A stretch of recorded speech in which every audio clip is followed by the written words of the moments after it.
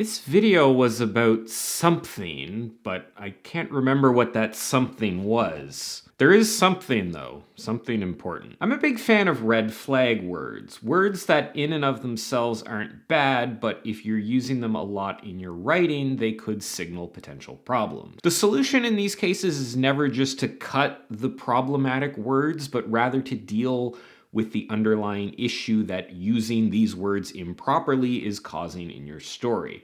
They are a sign that something is missing in the writing rather than being bad in and of themselves. I've talked about some of these words before. Words like it.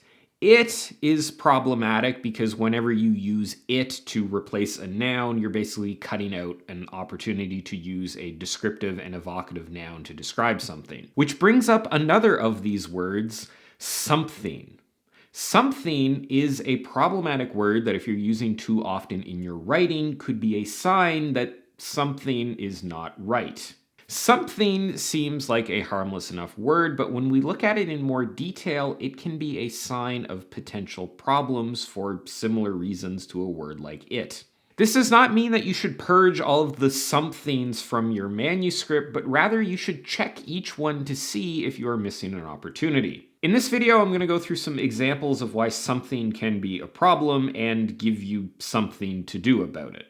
Let's first talk about what something does. Something, when you boil it right down, is a more vague version of thing, which is itself a pretty vague word. If you say something landed on Steve's head, that implies a vagueness, an unknown quality about the thing. We're not getting a lot of information about the something that landed on Steve's head. We don't know what the something is beyond that it's a thing or something. When we use thing, there's an implied previous reference. You could say something like, Steve hoisted the piano above his head with the rope. The rope snapped and the thing fell onto Steve's head. That's a much less vague statement than something. Thing is typically used in different circumstances than something. The main thing that's problematic with something is this vagueness. Anytime you use something, you are inevitably injecting the writing with a degree of uncertainty. Now, sometimes that's a good thing. Sometimes we want some uncertainty, but also remember that certainty is how you engage the reader. It's hard to engage the reader with something that's too vague. We need to get closer to what that thing is. You'll sometimes see something used like, Barbara looked out over the crowd and something caught her eye. That's not great because we're given no detail about what the something is. And if Barbara is the viewpoint character, then we should have access to what she knows about what the something is. And that information is getting withheld from the reader. And if in this situation, Barbara isn't the viewpoint character and this action is being noticed by another character,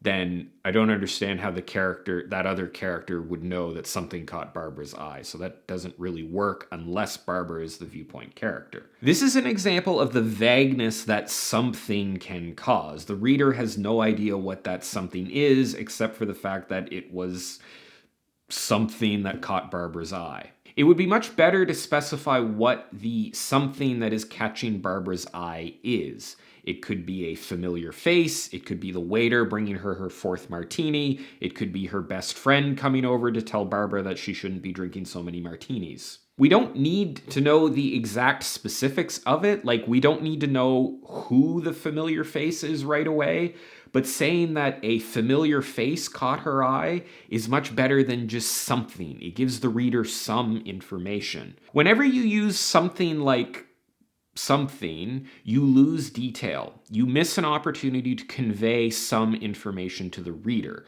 Something could be an old boyfriend or a flying saucer. We don't really know, and it's too vague for the reader to be intrigued. Something makes the reader ask a question, but it doesn't really do much to create intrigue. We want to create intrigue by giving something interesting to the reader and also keep them in the dark enough that they have questions about that thing.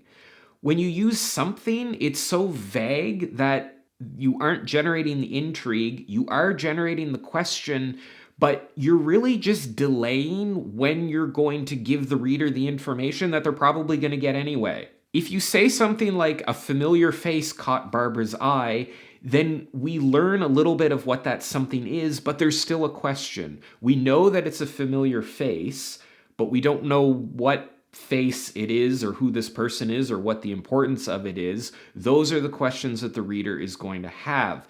But we've created an intrigue, we've narrowed the possibilities, but also added some depth by adding this extra intrigue, by creating new questions that the reader has from the new information that they're getting. By narrowing the possibilities of what the something is, we're able to go deeper because the reader has learned something. You'll also sometimes see something used for a sudden event or like a creepy unknown entity. This is like something landed on Steve's head or something was lurking in the shadows. Both of those create uncertainty, but as we talked about before, the uncertainty is so unformed that there's no intrigue.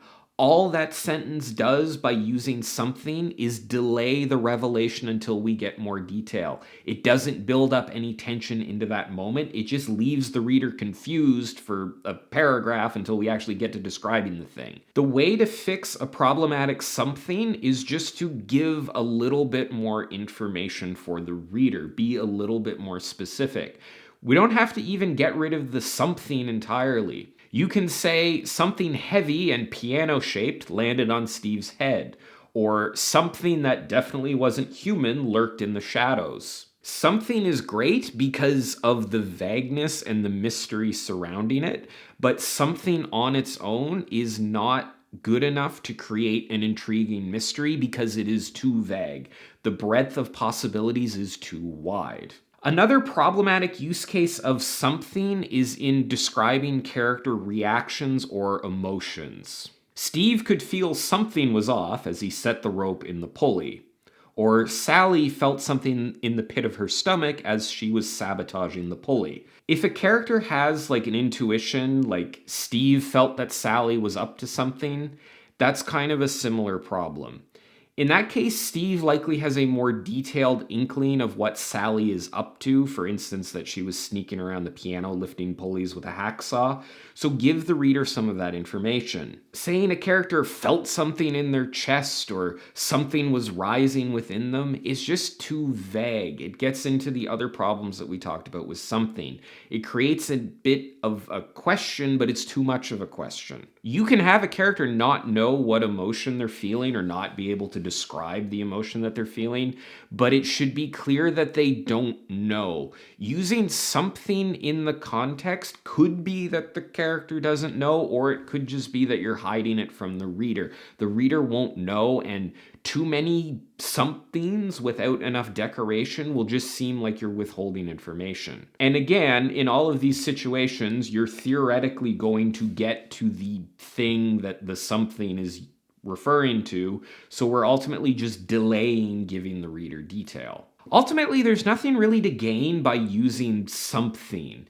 At best, it is a mediocre way to vaguely describe an object or emotion. At worst, it strips the writing of the sort of detail that you want the reader to have, the sort of detail that will make your story engaging and emotionally impactful. There's all kinds of technical stuff about concrete versus abstract writing, and maybe even show don't tell, that could apply to using something, but that's not something we have time to discuss today. So there you have it. I hope this video was something that you enjoyed. If you have something to say about this video, please leave a comment about something down below. Something, subscribe to my channel, and something, watch my other videos. Anyway, I hope you enjoyed this video about something, and I will be posting something else in the near future, so I hope to see you then as well. As always, thanks so much for watching, and I will see you next time.